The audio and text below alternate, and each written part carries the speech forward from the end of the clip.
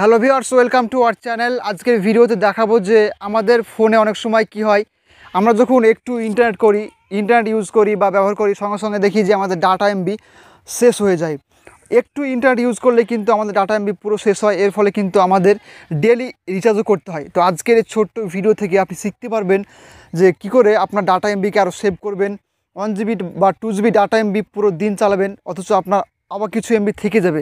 সত্যি এই সেটিংটি আপনার অতিরিক্ত কাজে আসবে। এই সেটিংটি আপনার অবশ্যই আপনার ফোনে অন করে রাখা উচিত।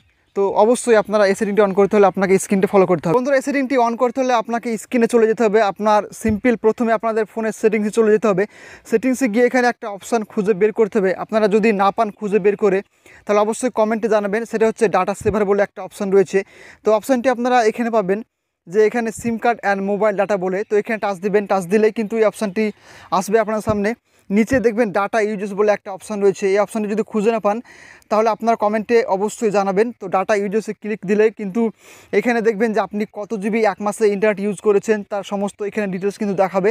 তো এখানে দেখেন লেখা আছে ডাটা সেভিং বলে একটা মোড। তো ডাটা সেভিং মোডে প্রেস দিবেন। টাচ করলে কিন্তু এখানে দেখবেন ডাটা সেভিং বলে একটা অপশান চলে আসবে। তো এখানে টাচ দেবেন, টাচ দেওয়ার পর এখানে দেখবেন টার্ন অন বলে একটা অপশান রয়েছে।